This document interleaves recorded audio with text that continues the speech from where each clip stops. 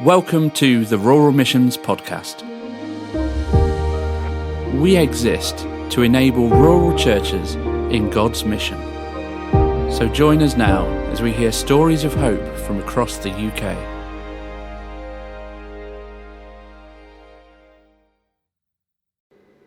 So thank you for tuning in to this Rural Missions podcast. As the previous couple of weeks, we are now focusing our faith in the everyday, which is available live on Pure 24/7 radio every Wednesday between 11 and 12, or you can continue to listen to this podcast every single week, where we'll bring the conversation over and pretty much verbatim, we will be playing you the interviews in full. Enjoy.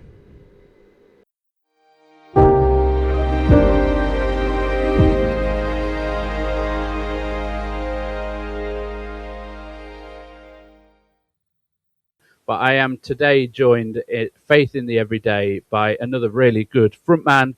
I'm joined by John Jackal. Hi, John. Yeah. Hey, how's it going? Good. How are you doing? Yeah, I'm excited to be here. I'm feeling good. It's nice to hear a bit of Lynn's before I start. I used to live 3 doors down from Lynn's, right? Wow. 3 doors down, and he used to give me free trainers. That was the best part of being a friend with Lynn's West. Is he gave me free trainers. Wow. And he gave me a jacket once. It was a very nice jacket. Wow. So I'm looking forward to some more cool stories, bro. But thank you so much, John. You can tell that John is he's loud as well. So we're going to have a good interview. So John, you've told us that you used to get some free trainers, but why don't you start us off? Tell us, who are you, John? Yeah. So my name is John. My artist name, my pseudonym is John Jackal, and I'm a singer, I'm a rapper, I do gigs, I do schools work, I kind of go around Europe doing music, and that's me during the evening. In the evenings, and then during the day I work for an organisation called World Vision, and I am Midlands area manager. So I say I'm an artist in the evening, and I'm a World Vision worker during the day. Bit weird, but there you go. That's how I'm going to describe it. So, John, the point of our faith in the everyday is I'm just inviting ordinary people onto the show. You've got an ordinary day job, but you've got a bit of an exciting evening job as well. So, you've said that you've got this dual personality. You're John Jackal, but you're also John Sewell, Midlands Development Manager, or whatever your title was. What does an ordinary week look like for John? Yeah. So an ordinary week looks like, usually during the day, I'll be honest with you, it's a lot of lunches, a lot of coffees, meeting with church leaders, saying hello, being their friend, and figuring out how we can do international mission and change the lives of children across the world, really. So that's the day. And then the John Jackal stuff is kind of like... So John, you change the lives of children everywhere across the globe. Yeah. What do you mean by that? So, well, that's interesting. So, just personally, I do that. Yeah. You wear a cape and you just tour around the world. Yeah. So, World Vision, a lot of what we do is, we do like a lot of humanitarian aid, stuff like that. And also we do child sponsorships. So, as part of the child sponsorship stuff, which is maybe what I'm talking about, we're in over 100 nations across the world, and through sponsorship we're able to support people in extreme poverty across the world. There's 356 million young people across the world in poverty at the moment, and then the aim of child sponsorship is then we're able to help them in their local communities. So it's kind of holistic work in communities through World Vision hubs in those specific places, and it will give them like clean water, food, security, education, all those kind of things. And you guys do things a little bit differently. I know this isn't one of my standard questions, but you don't just go and sponsor a child. I don't come and look at a gallery and go, I like the look of them. You do it a bit differently, don't you? Yeah, so we do it. You're teeing me up here, Bob. Love it. Wasn't even on the script. No, so we do something called Chosen. So traditionally, the way child sponsorship has been done is one way, exactly what you're talking about, which is you see a child's face and then you choose that child. But what we've done is we've kind of flipped it, allowing the child to make that first decision for themselves. So what that means is you would say, hey, I want to sponsor a child in. So we've got Malawi. Mwendenjira in Malawi, and we've got Pajule in Uganda are our two main projects with World Vision UK. And what we would do is, or main hubs, and we would say, hey, do you want to sponsor a child in one of these communities? Then there'd be an amazing choosing party. So you'd fill in all your details. You'd take a picture of yourself, Bob, so your beautiful face would go lovely. all the way to like Pajule in Uganda or Malawi, and then there'd be a party. So all the kids would have a party, and then on this wall they've got all your pictures, and then that child would choose you, and then through the mail you'd get a letter that says, hey, so mine's called Barbara's chosen you, and then that's how it works. And the reason for that is it's just empowering to the child. I mean, that could be the first choice that child's ever made in their life, is choosing you. Wow. I much prefer that, because I'm used to having my picture put up and people throwing darts, like dartboards. I've done that. I've got one of you at home just with darts on. So just out of interest, John did used to work for me back in the day, so yes. It's an interesting link. But no, it's a beautiful way to go, how can we give children the choice who may never have had a choice? And exactly. how can we support them with education, safety, health, food, water? And what a way, what a first decision, right? To make such an amazing thing to help you and your community. And what's sick is, sorry, we're talking about hope as well later on, this is why I got excited about it, is kind of like, that's a whole community changing. So the money doesn't just go to the kid, it goes to the whole community as a whole. But what was the question we were on? Because I've done that's what John Sewell looks like during the day. Yeah, that's John Sewell. What does an ordinary week look like for John Jackal? So John Jackal will look like going into schools. And what a school's day looks like really is, so I go in with my sound system, with a microphone. I'd go in, I'd see every year group in a school, hopefully. So in any given day, you might see 1,000 kids plus. I talk about a specific topic, do music, rap, maybe do some freestyles, maybe do some vocals, bit of this, bit of that. I don't know why I said bit of this, bit of that, but there you go, it's came out now. And what would happen is then we do it on like a Christian topic. So for example, I might talk about hope might be one, and I talk about hope from a Christian perspective, and then share my own personal faith and thoughts about hope fitting in with the national curriculum. And then in the evenings, what that would look like is maybe doing gigs, and they're usually evangelistic events. And what that looks like is we'd invite kids from the schools, they'd come to a gig at a local church, I'd invite them to make a decision to follow Jesus, and then they would hopefully make a decision to follow Jesus, and then they get linked into that church. And then they start getting discipled by the people of that church. I work very closely with a lot of Youth for Christ centres in the UK as well, and then hopefully then there's a network of youth groups and stuff like that, and youth workers that can support those young people as they make decisions. Yeah. And music's been quite a big part of your life. Like, we first met when you were in a band called Soulbox. Yeah. You've since gone under John Jackal. So John, you actually released tracks. We listened to one of yours earlier, Tea and Biscuits. Yeah. What was Tea and Biscuits about? So Tea and Biscuits is basically, how great do tea and biscuits go together, Bob? Amen. They go amazing. Especially a milk chocolate hobnob. That's what I was going to say. What's your favourite biscuit? If you're on Instagram or online right now, message what your favourite biscuit is with a cup of tea. All right, we want to hear it. But basically, tea and biscuits go so well together. The chorus says, we're from different worlds, but we go together like tea and biscuits. Me and God go together beautifully and incredibly, right? Believe we were made to be in relationship with God, and that's what the song's about. But it's also fun to sing about tea and biscuits. Right. So that's what that song is. But do you want to know about the next song? So what's your favourite biscuit then, John? My favourite biscuit... You've not declared that. ...with a cup of tea. Well, it's quite controversial when I say it, Bob, you wow. see. No, but I would say like... It's not a rich tea, is it? It's not a rich tea, but it is like a chocolate-covered rich tea. You know those ones? I like it with the chocolate on. Oh, but with a crunch. With a bit of a crunch. Yeah. And the thing is, when you dip it in the tea, it can't get too soggy either. So I don't like that. You know, some people really leave the the biscuit in. It gets all crumply, horrible. Then it's basically you're like chewing, like, I don't know, like a soft, horrible thing. But I like a bit of crunch on it. Yeah. But as a youth worker, I've been doing youth work for 25 years. I know you've been doing youth work for a good number of years as well, John. The way that you get a penguin and you bite off the opposite ends and then you use it like a straw. Yes. And so you suck the tea through until you start to feel the tea enter your mouth. Yeah. And you just pop the entire penguin in and it just melts. For context, if you're from maybe like America or something and you don't know what a penguin is, it's a biscuit. We're not talking about eating literal penguins. Very good point. Very good point.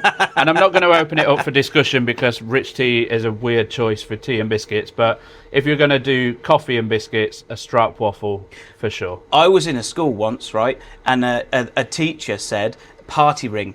They said like to dip a party ring. Yeah. Oh, a party! Such a sad biscuit. Yeah, I actually. There's no party in that ring. No, I think that person should go to prison just for that answer. Is my opinion. Well, on that note, because the track that we've got laid up is it really love? It's not really love if you give them party rings.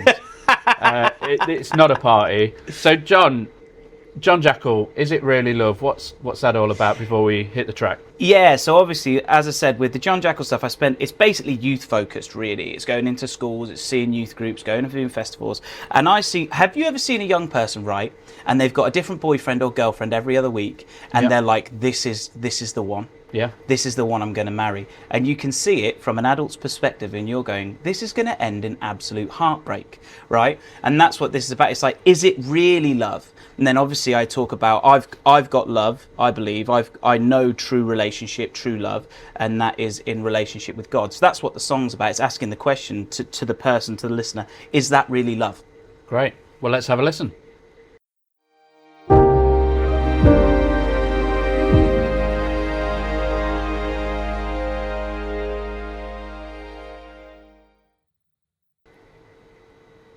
So seeing as we were talking about tea and biscuits and coffee and biscuits, actually both me and John were sat here with a lovely cup of coffee. Yeah. And you've had a Tunnocks tea cake. And I've had a what? A Tunnocks tea cake? Oh yeah, the tea cakes. They're good tea cakes. Yeah. I've got to say, this is the best studio I've been to, Bob. You got the tea cakes in the back. You got unlimited Pepsi Max. You got a whole fridge full of Pepsi Max. It's awesome. There you go. I feel very refreshed. So I think that could be the answer to the next question. What has encouraged you recently coming to this office and having Pepsi Max on tap? But so John, what has encouraged you? Yeah, I don't know why, but for some reason I struggled answering this, and I was like, have I just not got a lot of joy in my life? But but that wasn't the case. It's I just feel like a lot of my life is being, I just feel really encouraged at the minute with life. It's like, you know, when stuff's just going quite well. So like the John Jackal stuff's going really well. Lots of young people are engaged with it. Lots of young people making decisions to follow Jesus through it. So that's really encouraging. Also, I feel like young people now they want to hear about God, man. Like, that's really encouraging for me. And people are open to talk about Jesus, certainly in the UK. So that's been really encouraging for me. Also, on like a professional level with the World Vision stuff, is like how generous people are. I mean, because this is kind of a new sphere. I've been with World Vision for like 6 months. But how generous people are has really encouraged me. And how people and church communities really across Britain, they're so up for changing communities and selflessly giving. So that's the stuff that particularly recently I've felt really encouraged by. Yeah, it's been good. So could you tell me a good news story that you've seen in your sort of everyday life, something you've come across? We don't need the big, shiny, but tell us a story. What's been a good news thing for you? A good news thing for me? Like you know what, if you want to go really personal, as in like, great. Me and my wife have just been really getting on lately. It's been like, I know that sounds silly, but you know when you go through phases and periods of just like really being in love and really enjoying being together. So that's been a good news story for me. Another good news story was, you said not the big and shiny, but we were at a thing at the weekend and 110 kids got sponsored to that. Wow. And it was insane. So all those kids, helping them get out of poverty, that was a really encouraging story. Our youth group, so at Gas Street, Longbridge, we've got this youth event soon, and we're gathering loads of young people pretty much for the first time. That's really encouraging. And seeing young men in particular go, you know what, I wanna have a bit of this Jesus stuff, you know? And I love that. Yeah.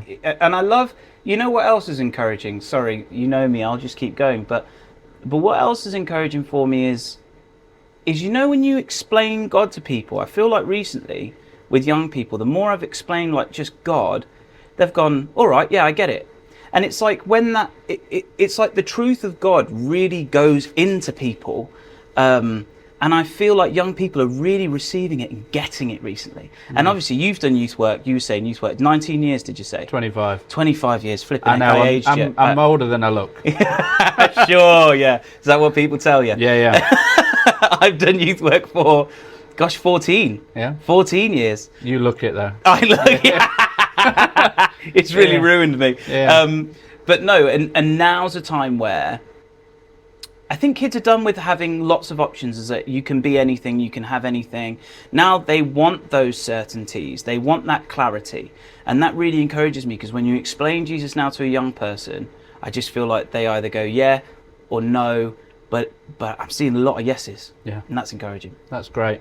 And you said it's great when marriages go well together. Like, we are running the God's Book course by Andrew Ollerton at church. Oh, nice. And last night we were exploring about marriage and other stuff. And actually there is something really healthy about what relationships look like.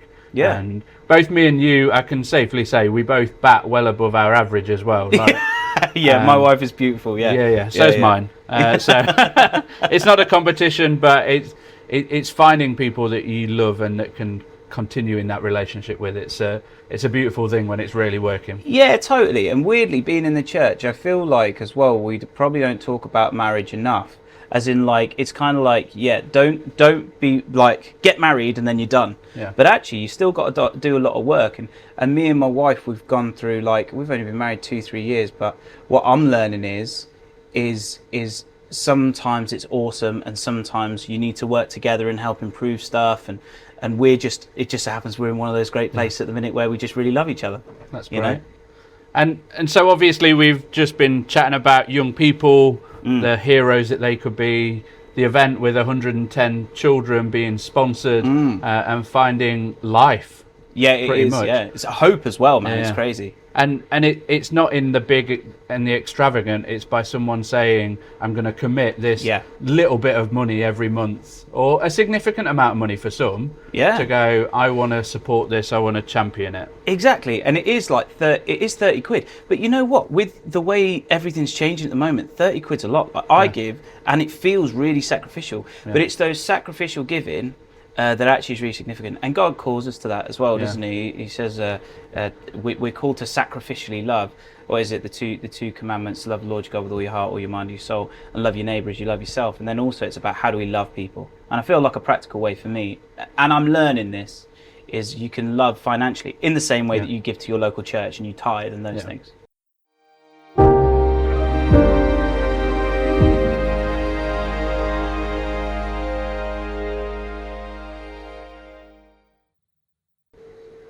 So here I am, still joined by John Jackal, John Sewell. Depends which cape you're wearing today in this moment. I think I should get an actual cape. No. So John, we've heard some of the encouragement. We've heard what your week looks like, some of the good news stories that you're seeing. What is it that keeps you going when life's difficult? Yeah. I mean, so you've got, I was going to say the cliche one, but the absolutely true one, which is God does keep me going when things get difficult. God definitely does. I think, and what I mean by that is, like, when you're having a hard time, I feel like when you've got faith and belief in Jesus, there's something that just goes, well, I know God's got me, I know God's with me. So that knowledge, I guess, that head knowledge, keeps me going when life gets difficult. Also prayer, reading my Bible, all those things. But family keeps me going. If I ring my mum if I'm having a hard time, or my dad, maybe, if he answers. No, I'm joking. He's actually behind me. That's why I said it. He's sitting in the studio. So family. Obviously, my wife, she keeps me going when life gets difficult. She helps me out, picks me up. And you know what I've done recently, which I always thought, like, I never really thought about. I always thought I didn't need friends. I know that's such a weird thing. Such a weird thing to think, but I don't know why I thought that. For some reason I was like, I don't need friends. But actually, what I've found in the last couple of years is, like, I've got some really good friends. I've got some WhatsApp groups with a group of, like, mates that I'm part of, where we can talk about, like, being a man, do you know what I mean, and, like, day-to-day stuff, and we can message and talk about that, and we can be a bit vulnerable and it not feel awkward. So there are also things that keep me going. Also, like, I love playing PlayStation, and I love having a beer. And some days, when you have a hard time, you just fancy a beer. Like, do you know what I mean? In moderation, of course. Obviously, in moderation, of course. But you know what I mean? Like, just what I more mean is a relax and a time of just de-stressing. Yeah. More so than the beer. Do you still play Pokemon Go? You know what, right? I've got a bone to pick with actual Pokemon, and the reason is I don't know if they're listening, John, just so you know. No, they're probably not, but Pokemon Go, I had like an amazing account. Did I ever show you my account? I had like 100 I didn't shinies. understand it, but yeah. Yeah, it was incredible. And then they locked me out of my account because I forgot my password. And then they've got, for the fact that it's like a children's game, they've got a very harsh security system. And then I tried to get my code back and couldn't get it. And then basically they kicked me out. So now my account's like deleted and I'm too disheartened. I'd spent like 5-6 years on that account. Wow. I can hear the tiny violins playing in the background for you, John, I'll be honest. But that was genuine. I loved that game. Yeah. I know you came and did some gigs and toured around here for schools that I was working in once, and I introduced you to quite a few of my friends that played Pokemon Go. Oh my gosh. We had a Poke Gym at our church. What was that guy's? There was one guy who Owen, he still plays it. He had the best account I've ever seen. He was like if there was tiers, he's like legendary tier gaming with Pokemon he's still Go. playing. He's not been locked out or anything. No, that means he's doing well. Yeah. I obviously am a massive fan. That was the week though. I talk about this all the time, but I love telling people about it. The kid got healed in school. Was it a different week? Yeah. We've done many tours together. We have. Yeah. There's one time a girl got healed. Her eye got healed. Yeah. We performed in the school, and then she came to me before. She had like a swollen eye, and then we performed, and she was like, "Oh, when you were singing, I felt good, and then my eye got better." There you go. So it does lead us nicely on to the next question. Yeah. So what role does faith, hope, purpose play in your life, John? Yeah, I mean faith in God kind of is in every element of my life.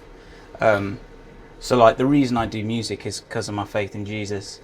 Like, you know, I when I properly became a Christian when I was like 18, it transformed everything. And I was like in my head, I was like, well, I've got to tell people about it. And it just so happens that over the years, I've found the best way to tell people about Jesus is through my music. And that's kind of why I do that. So that's a massive thing. Like hope, obviously, and faith are a big reason why I do my day job. I love the way I'm calling it day job. It feels so weird. But my work with World Vision, like faith and hope and purpose have a massive thing to play with that, and in loving your neighbour and trying to sacrificially give and sacrificially support people around the world. So that's the thing. Obviously church, like I go to church. And then, you know, the reason I'm married and live a life with my wife, I think that's the correct way to live, which is biblical principles, and that also is all part of my faith and hope and my purpose. I always used to say, and still do, that like in terms of what is my purpose, so evangelists are people who are supposed to communicate Jesus basically to the world, to everyone, to non-Christians. And so I always describe myself as an arrow. I know that sounds really Siri. I nearly said I pronounced it incorrectly. An arrow just kind of pointing up, because for me, I'm like, my purpose is to point people to Jesus, and that's where my music is a bit of a weird one, because lots of people talk to me, go, oh, well, why haven't you like released music, or why aren't you pushing yourself more, or why aren't you doing this and why aren't you doing that? And as much as there is an element of that being true, my music's existence is not for me to become famous, or my music's existence is not for self promotion. My music is, and the existence of that is to push people and point people towards God. So yeah, that's great. So obviously it does play a significant part, the centralized part of all that you do and operate in. And I know the first track that I heard you sing was all about your upbringing, and you came from a little town called Rugby. Yeah, I'm not going to do it. I wouldn't do it justice. So I think the next question is pertinent, because it is because you met Jesus that things started to change. Definitely. So what is one lesson that life has taught you along this journey that you've been on?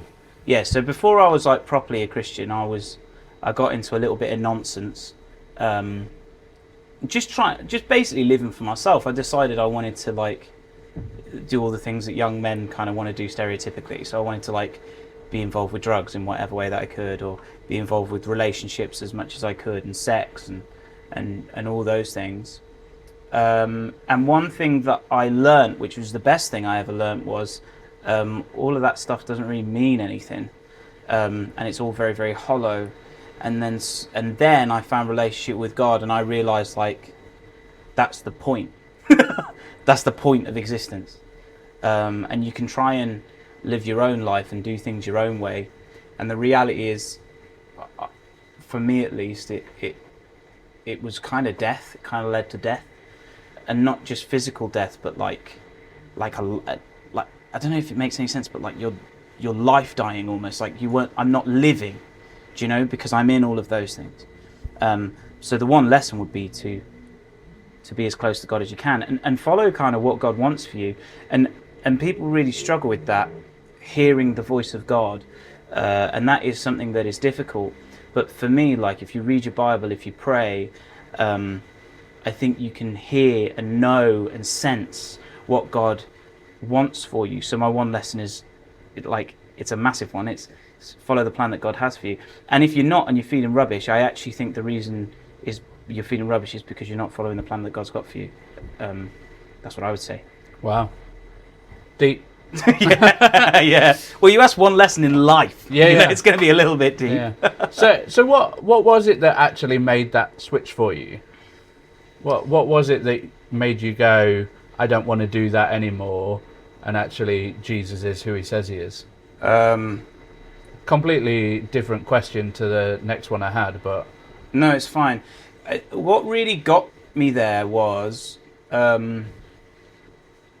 I thought I knew what I wanted to get out of my life when I was a kid, and it was all those things. It was relationships. It was kind of being involved with drugs, being big man, being tough, whatever. And then it was actually almost achieving those things that I wanted. Does that make sense? Mm. And then just becoming incredibly sad, incredibly hollow, and meaningless. Absolutely meaningless, all of it. And then what I did is I prayed for the first time in that hopelessness, and I didn't really think anything of it, and I went to bed, and then I woke up to a phone call from my brother, who was like, he is a Christian, he's a vicar now, which is weird, but and he said, stop following the plans you got for yourself and start following the plan that God's got for you. And that was the answer to the prayer for me. And I realized, that's why I'm sad, that's why my life's going bad, is because I've tried all this stuff, didn't get it, and then God directly answering me and going, this is how to live your life correctly. That's kind of... Did I answer that right? Yeah. I don't know if there is a right answer, John. I think you're sharing some of your story and what you think's right in this moment. So it's important. We've got one more question to come, but I want people to stick around, which does lead us to our next track, John. I've got another one of yours in the system here. Stick around. What's that about? Yeah, so stick around is an interesting one. So it's kind of about relationships and sticking around in a relationship when things are hard, but also it's kind of about sticking around in faith and also a little bit like God sticks with us even when it's hard and even when it's tough for us, and even when we kind of reject him, maybe God still sticks with us if we want to be with him. So it's interesting. So this stick around, but also I'll let you listen to it. And one thing I love about music, sorry, I know you've probably got a time thing, is I play songs to people and they tell me what it means to them, which is really interesting, and it's sometimes not even what you wrote it about. So this one's great because I want people to listen to it and then kind of go, what does it mean to you? That's such an arty thing to say, isn't it? I'm such an artist. But well, if they wanted to tell you what they thought, how would they contact you, John? If they wanted to contact me, get me on Instagram, John Jackal Music. John Jackal Music on Instagram. If you want to talk about music stuff, if you want to talk about World Vision stuff, can I give my email? That's such a weird thing to give. If that's what you want to give. Yeah, Jonathan, JONATHAN Sewell, SEWELL at worldvision.org.uk. I can't remember. What vision.uk? I don't know. I've actually. So catch him on Instagram at John catch Jackal me on Music. Wow. I'll remember it after this, don't worry. After the song, I'll check it. Great, so stick around, John Jackal. Yeah.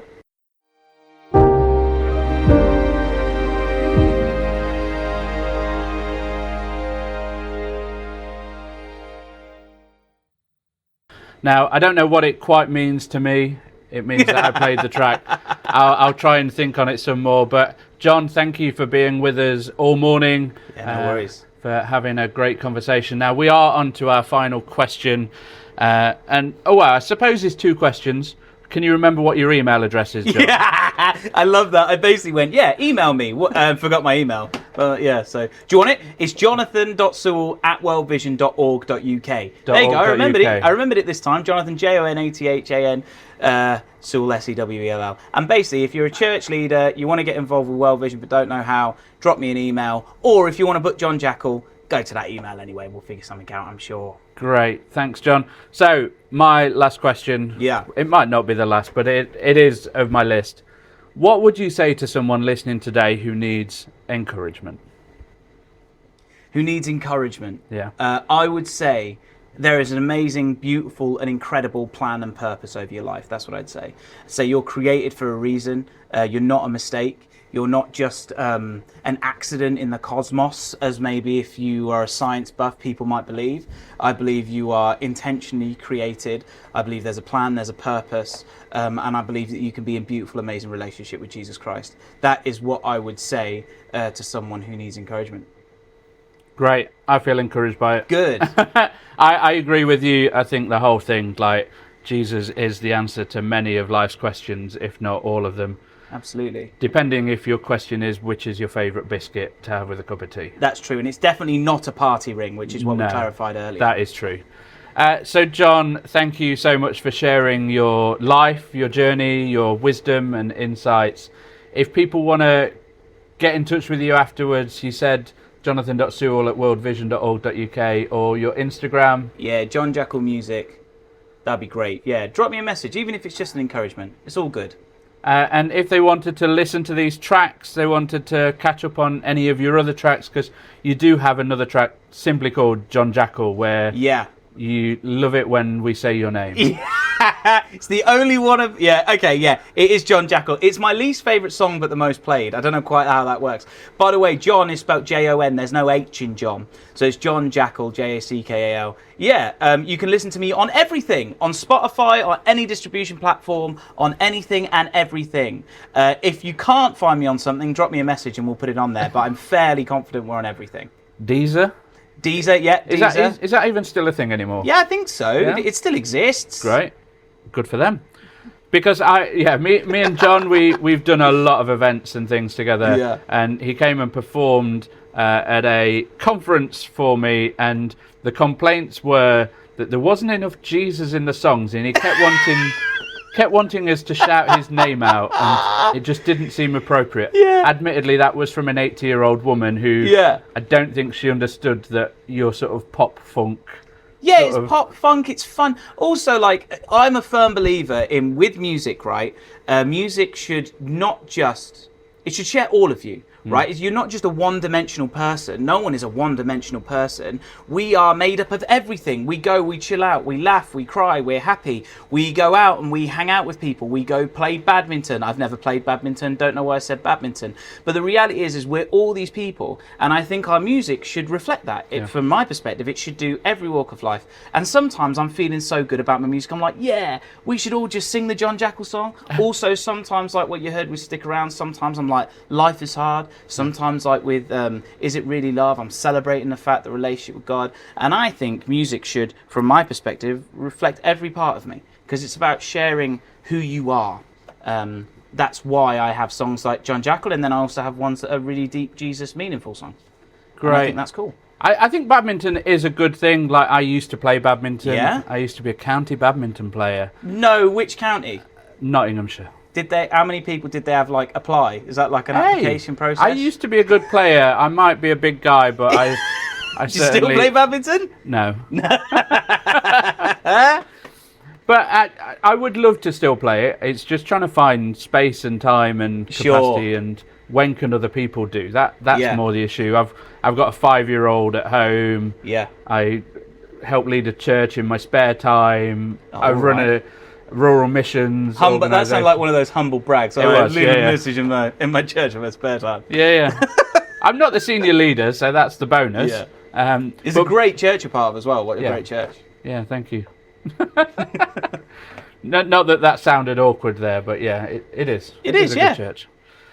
So, John, thank you so much for joining us this morning, for all that you brought to us.